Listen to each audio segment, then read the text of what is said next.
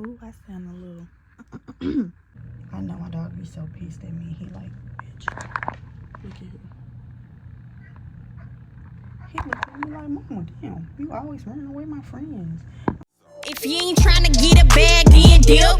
Cause see, I ain't got time for a wimp. I want a real who gon' stick with me. I want some real who gon' pimp with me. If you ain't trying to get a bag, then dip. Morning, guys. Ooh, I sound a little like I need to drink some hot tea. But today is October 1st. And Vlogtober begins today. It's giving fall season, like, and I just want to have a fall chit chat with y'all for a little moment. Where I am in life, what I got going on, like just what I'm expecting, where my mindset is, and everything. My dog is in here arguing and hollering. Another dog. I do not fuck with stray dogs, y'all.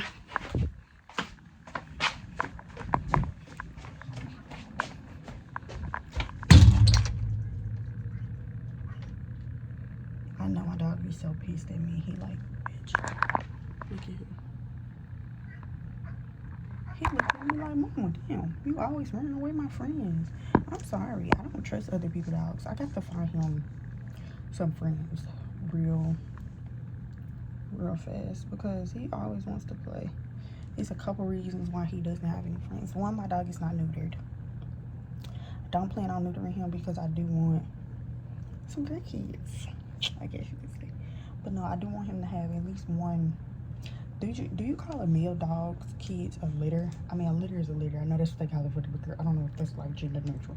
But I do want him to have a litter before I neuter him, get him fixed. If I ever get him fixed, I just feel like that's cool. I feel like that's like he's 2. So I guess in our, he's 3.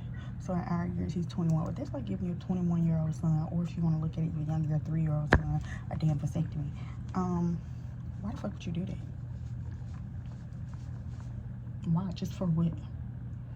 So I don't really want to get him fixed at no point in time, honestly, because I feel like it's cruel.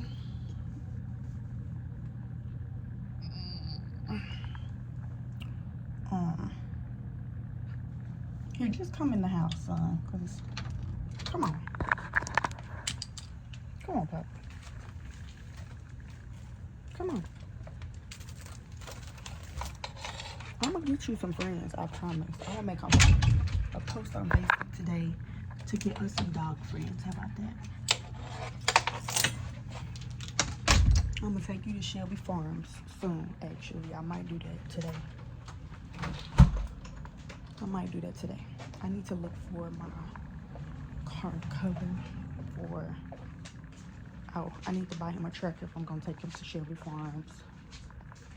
The little battery that go in his air tag. Cause I need to be able to find my mother dog. I'm gonna do that for you today, I promise. So that's a new thing on the agenda for today that wasn't initially on there. So boom, y'all got to see how my decisions happen in real life. Okay. So, but yeah, I was having a fall chit chat life. Okay. I know I just really released one of these. I think that's what comes out soon anyway. Hold on. Oh my gosh. Yeah, I just did one. But it's okay. I'm just trying to get y'all update. So for me, you guys, actually yesterday was September the 30th, which is my nonprofit's first fundraiser. Our first sponsored or partner fundraiser. We did it with Chipotle, and it wasn't bad. I'm gonna actually switch out.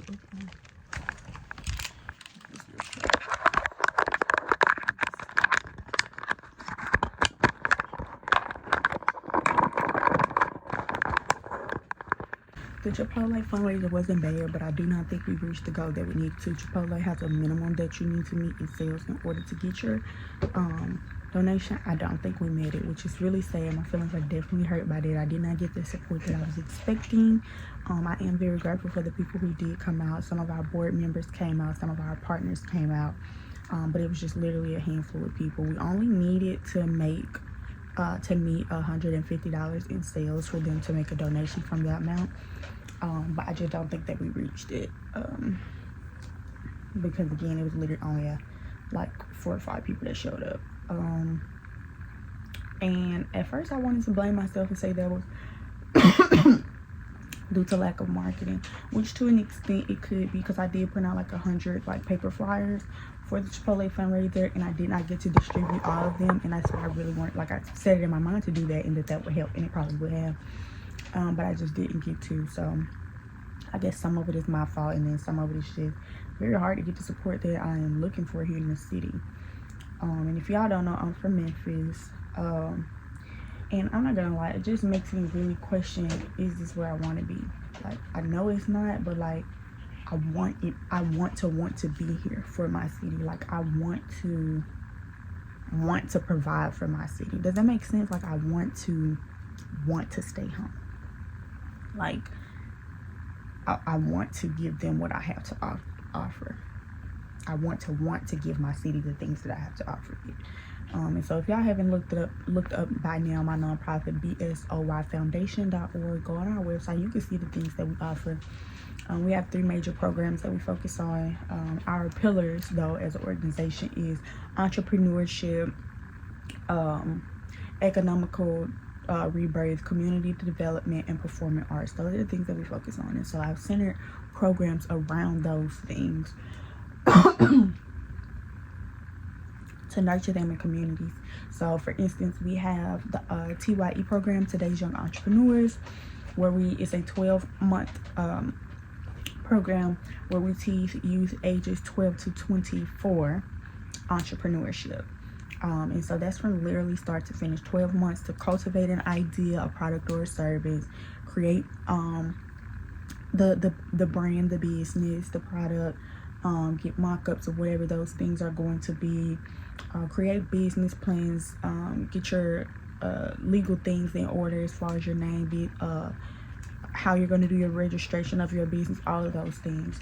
And it's 12 months because after the business is put together, we still want to follow you for those first 3 months of your business, your first quarter, to help you with getting in the groove of things, as well as making sure your business is running to be sustainable. And I think that's what happens in a lot of time for young entrepreneurs and Black entrepreneurs. I think that's what happens with a lot of us is we have these great ideas, businesses, products, and services that we start, but we don't have any sustainability practices. We don't know how to keep that thing running. We don't know what's going to continue to feed and bring in revenue for that business. So that's something that I'm focusing on that program. Second, we have STACK, which is Support the Artist Campaign. It is a campaign/initiative, and it is 12 weeks where entertainment artists, whether you're a performing artist, a songwriter, engineer, producer, or you're interested in management or any other fields of the music industry, it's a 12-week campaign where we teach you all of those facets and different lanes in the industry. And of course, we have separate groups for those individual roles in the industry, but all of them, you learn the business side of things, what legitimation that you're going to need, how to register yourself, how to earn, how to market and brand, all of those things. So it's essentially the TYE program, but for the music industry, and you're working with music industry professionals, executives, like top people. And considering I'm an artist, of course, I feel like that's something that I could have definitely used starting out. Like for me, honestly, I had a great roadmap. My dad and my mom did music, all the way to my older sister did music, my grandparents did music, and so they had a great background of over like 20-30 years before I started doing music. So I have a lot of I had an amazing guide into the industry. but I want to be able to offer that to other people, because where I currently am as an artist in music, y'all, I am 22. I'm about to be 23. And not to like put it on my age, but I'll put it on my history, right? And what I mean is, I've been in the music industry for 10 years now. 10 years. And almost 12. So I've been in it for a decade.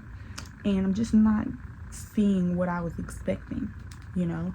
And not that I'm stopping music, but I'm looking at it where I don't expect myself to be a Ruby Rose or a Glorilla, or, and what I mean by that, not that I don't think I have the potential to reach those statuses, right? What I mean is, or a Lola Brooke or a Scarlett, I just don't think that for me, because of who I am to the industry and what I am offering, I don't expect, not that I don't think it can happen, I just don't expect right now how the culture in the music industry is, for me to just pop from a one-hit wonder. Like, and not to say those people are one-hit wonders, but there's always one record that's going to pop an artist, right? But most people in the industry who have the money, the labels and the managers who have the money, investors to really push you, they're trying to see what else you can sell after that. And I have plenty to sell, but I'm not selling what they want me to sell, if y'all catch my drift. Like, I'm not the artist who, I don't want to just talk about popping my ass and twerking all over the place. Not that I will not create a twerk song, not that I haven't created a twerk song or a, you know, whatever song. It's just not going to be something that's consistent for me. I don't want to talk about popping my pussy and dogging the niggas and da-da-da-da-da. Like, that's just not me. And not that that's not me sometimes, because I am still a young girl and I get out here and I talk my shit and blah, blah, blah, blah. But I also feel like I have a bigger purpose in life. I really do. I feel like I'm more than the music. I feel like I have a brilliant mind. I feel like I really do feel like, and sometimes it really pisses me off because I'm not the woman that I know I should be yet. But I do feel like genuinely I have such a bigger purpose in life. Oh my God, am I crying? It's too early. My lashes go close. Shoot. I don't know, y'all. Don't do it. But no, like, I really genuinely feel like I have such a bigger purpose in life, and it's more than the music. I feel like the music, one, it's a great outlet for me as a young woman. It is something that I'm passionate about. It is something that I love to do. But I guess it can't be my one-all be-all, because at some point the music just turned into work for me, and there was no longer passion in it, just having to turn over, you know, things. And I feel like if it becomes that at any point, that is no longer your purpose. Not that it's not your passion, because I am definitely passionate about music. I love to perform. Like, it's my favorite thing in the world to do. But there are times where it starts to feel like I am a robot and a machine, and I just have to turn over these results. I just got to turn over these records to make money.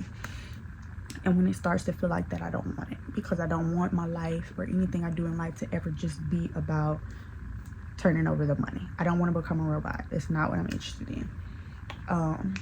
So that's why I think I won't be those people. Does that make sense? Like, and not to say that they're robots. For them, it's their passion, it's their purpose for whatever reason. But for me, I don't want to be put into that box, which is, I feel like, what happens to a lot of artists. Not everybody feels like I feel about it, but that's what happens to a lot of artists, especially when you sign to a label. You owe them, whether that's X amount of songs, or EP, an album, a couple albums. Like, you now have to just turn over and create results. And I don't want to do that. I feel like that, for me, the type of person I am, the type of artist I am, is going to damp my creativity, because I'm then just going to have to be just putting shit out, right? And I feel like I create music for the things that happen in my life, or for the time that I'm in my life, what's going on in the world. I create music to be heard and listened to understand and to articulate, not just for a good vibe. Okay, I do both. So I feel like, you know, I will still stop whining. You cannot go play with that strange dog. Oh, God. Maui. You cannot go play with that strange dog. I am sorry. That's another dog. Where's all these stray dogs coming from? That is not the same dog I just ran off. Child. Stressing me out. It's giving. I look like I got the same thing on I had on that other video. Don't do that. This is my favorite scarf, and this is the hoodie I put on in the winter when I be cold. Like, it's right next to my bed. But I look like I got the same thing on. Okay, anyway, but yeah, that's the type of artist that I am, and I want to stay in that. I want to keep the value of music to me, right? And I feel like the industry takes away the value and the power that music really has by just having people just put out all these bullshit, and I'm not here for it. And I think people can see that and know that about me, and that is why I'm not where I or a lot of people who know my music and like my music would expect me to be in the industry, because I'm not selling my soul. Fuck y'all. So next thing is yeah, so I just feel like with the music, because yeah, I do music. Your girl pops her shit. Go to my playlist, IamBreeZe Music or Artist, whatever it's called, on my YouTube channel. Like I said, I just feel like I have more to offer to the world than just the music. Of course, my nonprofit work. I really do feel like I'm meant to be like a role model, like for real. Like, I think my purpose in life was sent here to grab these young, creative, and brilliant souls and help them figure out what their purpose in life is supposed to be. I really do think that's what I'm supposed to do. And it hasn't been easy. It's really hard. Oh, so my other program from my nonprofit is the Influence Her community. It's like all women community. Like, I'm a girl's girl real bad, and I think that comes from me being like having sisters, and it also comes from, I guess, a lack of closeness with my siblings. Not that we're not close, we're just so far in age. Like, we're 7 years apart. So like I'm 23, my youngest sister is about to be 15, or about to be 23 and she's about to be 15. So like that age gap, you know, is a little bit difficult. Like, we do have a bond, but it's a very much big sister, little sister bond. Not as much as like friendship, and we can go out together and we can, you know, create that friendship bond just yet. We're still kind of trying to maneuver that. And I feel like that was the same thing with me and my older sister. Like, I'm 23, she's about to be 30. Like, now me and my older sister have a friendship outside of our relationship as big sister, little sister, because I'm an adult. And it started when I hit 18, because we can now go out together. And then when I turned 21, we can now drink together and chit chat. We can talk about certain things in life together now that we couldn't talk about before, because I was just younger than her. So yeah, like, but yes, everything's good with our relationships and stuff with both of my siblings. Me in the middle, then everybody's fine. But I think that's why I wanted to create that environment of sisterhood and closeness, and kind of trying to take away the age gap and that barrier between you know, not just siblings but women in general, trying to take away that jealousy and envy feel, like, and create a safe space where women can learn from each other, grow with each other, vent to each other, build with each other, and just take over the damn world. Yeah. So yeah, and by that I mean those initiatives and these things I've created led me to really believe that, like, I'm here for something way bigger than the music. Like, that's just one way I can communicate purpose and motivation and instill and educate. That's one way I can communicate with the people, with the masses. But it's not my overall, I think, purpose in life. It is definitely a passion of mine, and I still do want to pursue it. I still do plan to pursue it, but honestly, it looks like I'm going to be pursuing music independently. I don't really see myself signing to anyone right now, unless, like, I have full creative control over what I choose to put out. Like, that's just what I think. Other than that, I probably don't see myself doing it. And so because of that, I've to an extent kind of laid back on the music and just been focusing on, like, other narratives, other ways that, you know, like content creating. This is a way that I can speak to you guys. I can say what I want to say. I can connect with you all, you know. And I absolutely do love that. Like, I love creating content. I love YouTube. I love talking to people, expressing my ideas, my thoughts, and my opinions. I love it. So this is just one way, but I'm really just, like I said, I really just been kind of struggling in life, trying to shift my mindset. As y'all do know, I'm an entrepreneur, but I've also worked a 9 to 5. I love 9 to 5s to an extent. I only love them for the guaranteed income. That's it, because I don't like being told what to do. There are some people that are meant to work and some are meant to create the work. I honestly feel like I'm supposed to be the one creating the work and the opportunities. I don't really like nobody telling me what to do. You know, the idea of somebody dictating the amount of money that I'm worth at that time is just crazy to me. Like, telling me, hey, yeah, you're worth an extra $1, so I'm going to give pay raise, or hey, you ain't doing enough, so you're fired. Like, what the fuck? I don't like that. So yeah, because I did have a job this year. I had a job in May for like 2 months, and that didn't work. Like I told y'all, I was at Chick-fil-A. Like, I don't know what happened. I got sick and was having medical things, and they just have not put me back on the shift. And so now I'm just kind of in a space where, damn, like, even a 9 to 5 is not anything guaranteed. Like, and so if that's the case, if it's not guaranteed or going to give me a sense of security, then what the fuck is the difference in that in entrepreneurship? I might as well just focus and go get it. Like, right now, I'm kind of a little bit in the mud when we're talking about finances and stuff. Like, I'm being very real and open and honest with y'all. It's some shit I just don't talk about because I feel like it ain't y'all business. But I just want to be real for a moment and, like, express this to y'all, because everybody gets in this space. So, what was I saying? Yeah, like, you know, you could up and get fired, like, get less money, get a little bit more money. All of those things can happen in having a 9 to 5, where you feel like, or you think you're having a guaranteed check coming in every week, every 2 weeks, or that you think you're, you know what I'm saying, like, but that's not guaranteed, because that can all change. And that's the same thing in entrepreneurship. So I have been, over the last few months, just kind of making sure that, like, I remind myself that, like, a job or a 9 to 5 does not guarantee you anything. And that's the same thing with entrepreneurship. And for me, if that's the case, then I'ma just focus on creating my own income. Like, I'm gonna get it by myself. I'm gonna just focus. So that's what I've been doing. I've been focusing more on my entrepreneurship. Y'all know I do graphics and web design. So if y'all see, like, my thumbnails, I do those myself. I'm getting better at thumbnails. Thumbnails are different than, like, graphics in my opinion, because they're like, thumbnails are more of an aesthetic. That makes sense. So I've been working on trying to learn what my audience like, what's the aesthetic for the people that I'm trying to reach, what they want to see to get them to click and engage and things like that.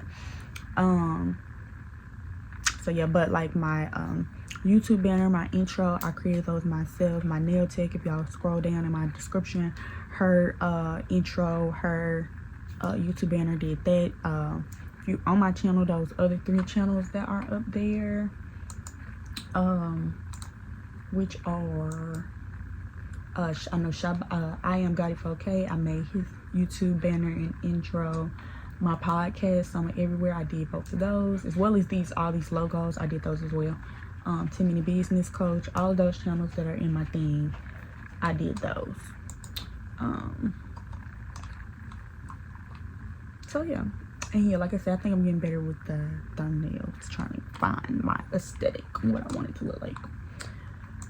So yeah, I just really been trying, because business has been slow, and honestly, in graphics and web design, I don't know how it is for anybody else, but for me personally, it is always slow during this time of year. Like, the end of the year is always slow, and then right now we in this recession, in this climb, in the price of life. Like, this shit is expensive.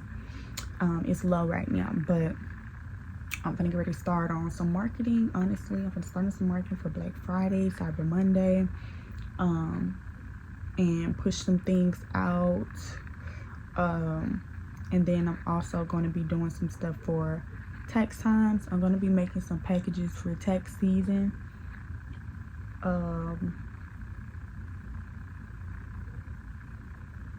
Yeah, those are 3 things. And then, like, some Christmas bundles, packages and stuff like that. I'll be creating those. So yeah, I'm gonna get the marketing and get that stuff going today. What is I today? Today my first Vlogtober episode, or day one, whatever you want to call it. It's dropping today. Y'all get into it. What time does it drop? It comes out today at 2 p.m. So yeah, I'm actually gonna set it as a premiere. Boom. And then, is this supposed to be 4? Yeah, so that's pretty much all on the agenda for today. I don't think we have anything else for this episode, honestly. So, yeah. I know it's kind of boring, y'all, but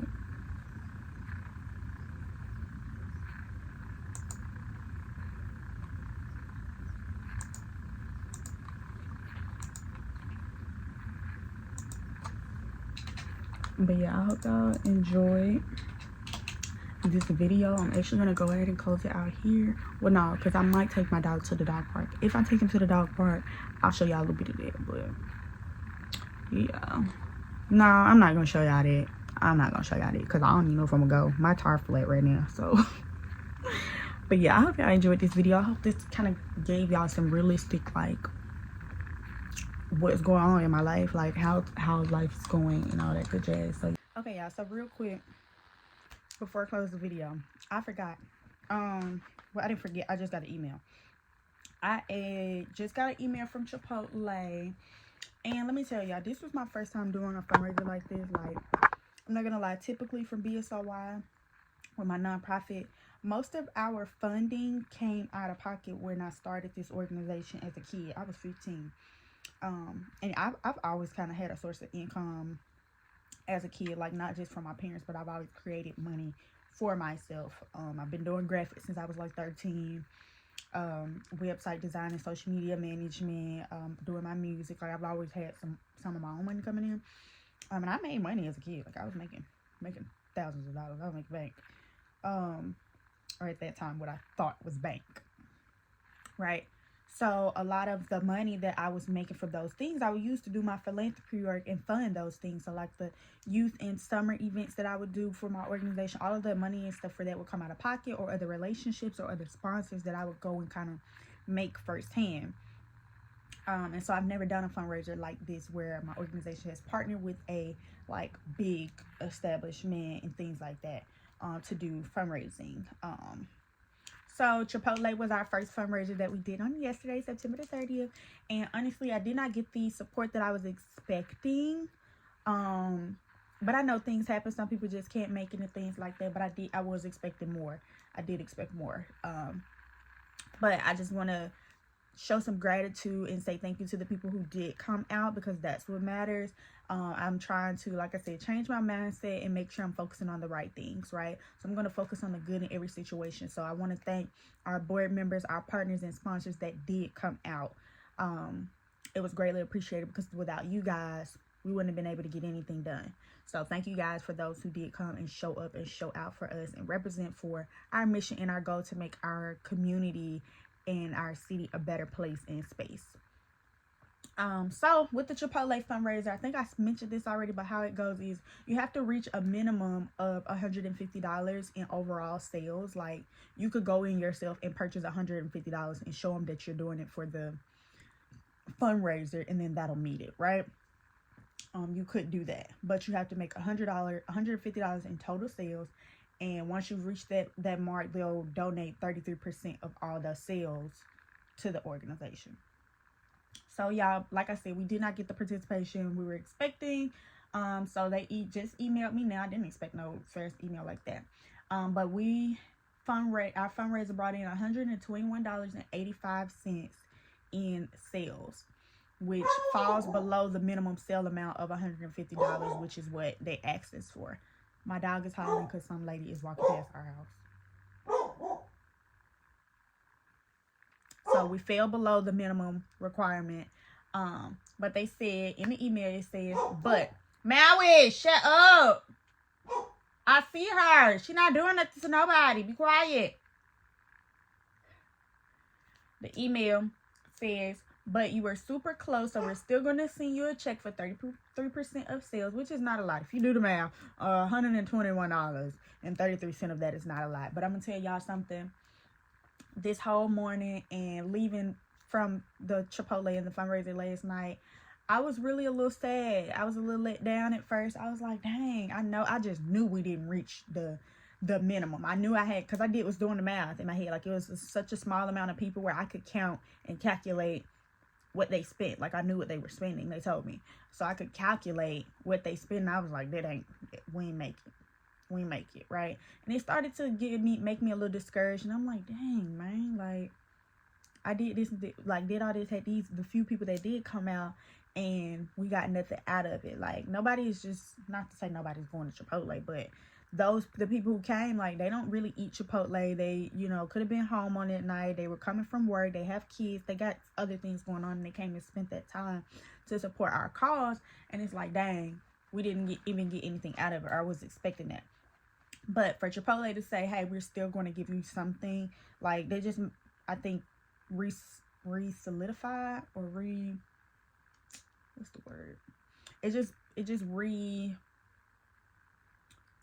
reassured me that work without faith is dead, right? And so initially, before this, I had the faith. I did put in the work, and I received the reward, right? Whether it was what I was expecting or not, we received the reward in return for that. And so it does give me a little bit more hope. It's letting me know that as long as I continue, it's going to get greater and it's going to get better. This first one, I know now. So yeah, that's just something I wasn't expecting. I'm super excited about that. Our first fundraiser. We have another fundraiser October the 15th, which I'm actually about to post right now. My thank yous from last night's fundraiser, and then later on, maybe about an hour or two in between, I'm gonna let everybody, kind of do that thing from that post, and then I'm going to post about the next fundraiser. So if y'all watching this, our next fundraiser, this goes out on the 6th, so y'all should see this. If you're in the Memphis or surrounding areas, October 15th, we have a Panda Express fundraiser. I'm finna tell y'all all of the details. Hold on, let me pull up the email.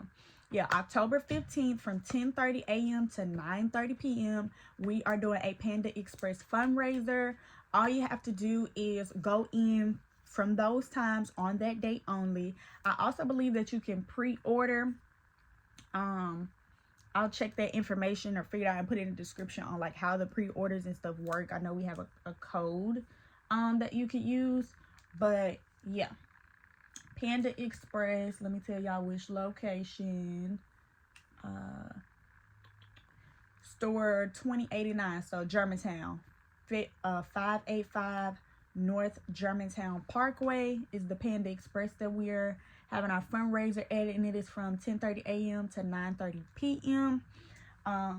This one I'll more than likely go to it probably in the evening time, like after work hours. We won't be there during the day. That's a lot of hours to have somebody sitting there versus the Chipotle when we kind of sat in on that one.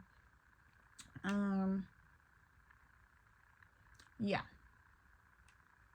Yep.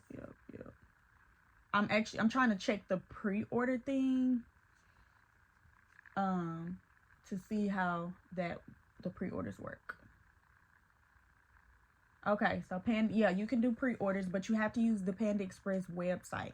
You cannot use DoorDash, you cannot use Uber Eats, you cannot use any of those other third-party apps. You have to place the order directly on pandaexpress.com or the Panda Express app. You can't use any other places though. Enter the code 360980 in the fundraiser box when you're placing your order, and those will go to us as well. Again, you can do pre-orders, but you have to schedule for the pickup to be during that day and time. So your pickup for your order has to be on October the 15th from 10:30 a.m. to 9:30 p.m. For the pickup, but you can pre-order it for that day and time.